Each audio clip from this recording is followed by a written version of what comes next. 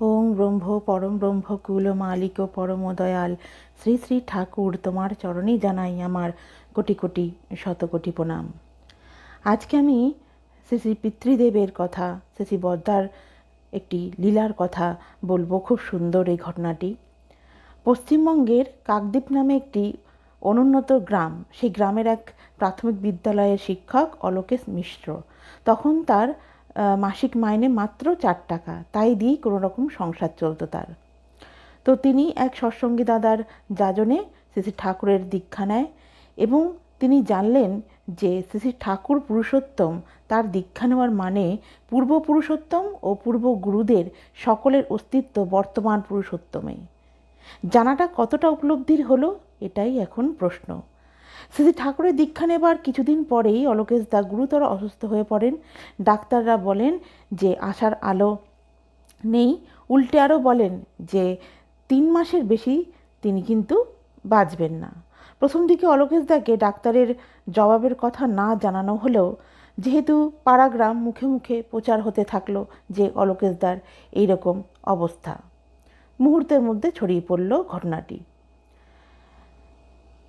তো তিনি ভাবলেন যে যখন আর সময় নেই, তো তখন ভাবলেন যে ঠিক আছে, বাকি জীবনটা শ্রী ঠাকুরের কাছেই গিয়ে কাটাবেন, মানে দেওঘরে গিয়ে কাটাবেন।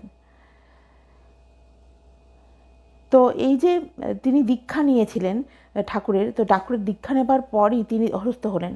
তো গ্রামে প্রচার হতে থাকলো যে কুলগুরুকে বাদ দিয়ে শ্রী ঠাকুরের দীক্ষা নেওয়ার ফলেই এরকম হয়েছে। তো কথাটি অলোকেশদার কানেও আসে। তখন অলোকেশদা ভাবে যে কোন কুক্ষণে যে ঠাকুরের দীক্ষা নিয়েছিল, তাই এই রোগে আক্রান্ত হলো। যখন তার বাঁচার আশা নেই, তখন তিনি বাকি জীবনটা ঠাকুর বাড়িতে গিয়ে কাটাবেন মনস্থির করলেন। যেমন ভাবনা তেমনি কাজ, কাউকে কিছু না জানিয়ে তিনি চলে গেলেন ঠাকুর বাড়ি, চাকরিতে ইস্তফা দিয়ে। তখন শ্রী শ্রী বর্দা সৎসঙ্গের আচার্যদেব। শ্রী শ্রী বর্দা দর্শন প্রণাম করে উঠতে যাচ্ছেন শ্রী শ্রী পিতৃদেবকে, অলোকেশদা। তখন শ্রী শ্রী বর্দা অলোকেশদাকে ইশারা করে ডাকছেন, কিন্তু অলোকেশদা বুঝতে পারলেন না। ভাবছিলেন যে শ্রী শ্রী বর্দা তো তাকে চেনে না, অন্য কাউকে হয়তো ডাকছেন।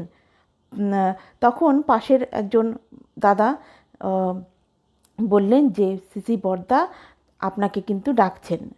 তো তখন অলোকেশদা পিতৃদেবের কাছে গেলেন। শ্রী শ্রী বর্দা প্রথম শব্দে তাকে ধমক দিলেন, আপনি কি ভেবেছেন আপনি মরবেন আর আপনাকে ঘাড়ে করে আমরা ফেলব? অলোকেশদা ঘাবড়ে গেলেন। এটাও ভাবলেন তিনি শ্রী শ্রী বর্দাকে না বলতেও তিনি জানালেন কি করে?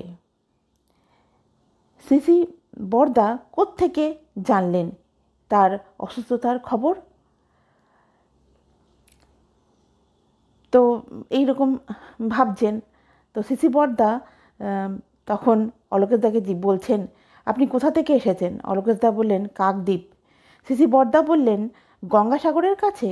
ওখানে মেলার সময় অনেক গুরু ভাইরা যায়, ঠিকমতো থাকা খাওয়ার ব্যবস্থা পায় না, যান ওখানে একটা মন্দির করুন। বাইরে এসে অলোকেশদার কি কান্না! তার তো জানা তিনি আর বেশি দিন পৃথিবীতে থাকবেন না, কিন্তু বর্দা না জেনে তাকে আশীর্বাদ করলেন মন্দির করার। তিনি কি করে করবেন? এত অর্থ কোথায়, কি করে করবেন? শেষে গুরুবাক্য অমান্য করে তাকে মরতে হবে। দীক্ষা নিয়ে কি ভুলই না করেছেন, এই সমস্ত ভাবছেন। তো এই সমস্ত কথা ভাবতে ভাবতে তিনি কাঁদছেন। তো পথে যারা যাচ্ছিল রাস্তায়, তারাও আগ্রহ সহকারে জানতে এসছে কী হয়েছে।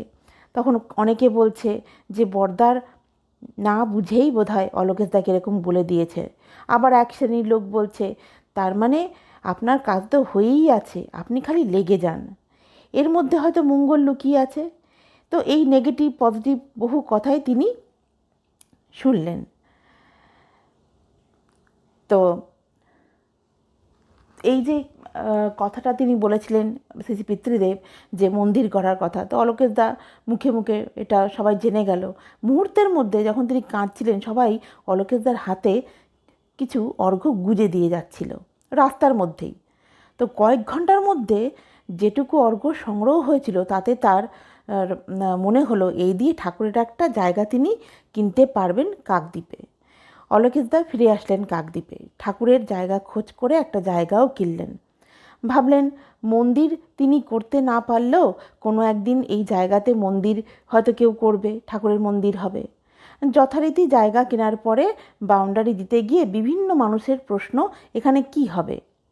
মন্দির হবে এটা শুনে অনেকেই অর্ঘ্য দিতে থাকলেন। ক্রমে ক্রমে আসতে থাকলো অর্ঘ্য এবং আস্তে আস্তে কাজও এগোতে থাকলো। অর্ঘ্যের যোগান যে কোথার থেকে হচ্ছিল কিছুই কিন্তু অলোকেশদা বুঝতে পারল না। কাজ এগিয়ে গেল। মন্দিরের লিন্টন ঢালাইয়ের পর অলোকেশদা ভাবলেন এবার ঠাকুরবাড়ি গিয়ে বরদাকে কাজকর্মের কথা জানাতে হবে। তিনি দেওঘরে গেলেন, সিসি বরদাকে দর্শন করলেন, প্রণাম করলেন। সিসি বরদা জোরে ডাকলেন, অলোকেশদা কখন আসলেন? আজ্ঞে এইমাত্র। কাজের কথা বলতে যাবেন? তখন সিসি বরদা তাকে থামিয়ে জানতে চাইলেন, শরীর কেমন? ডাক্তার কি বলেছিল যেন আপনাকে? তো ডাক্তার তো তাকে বলেছিল যে 3 মাস তিনি বাঁচবেন। তো অলোকেশদা কিছু বলতে যেতেই মানে সিসি বরদা তো বললেন ওই কথা যে ডাক্তার আপনাকে কি বলেছিল। তখন সিসি বরদার কথায় মনে পড়ল অলোকেশদা মানে কিছু বলতে যাবে আর কি পিতৃদেবকে।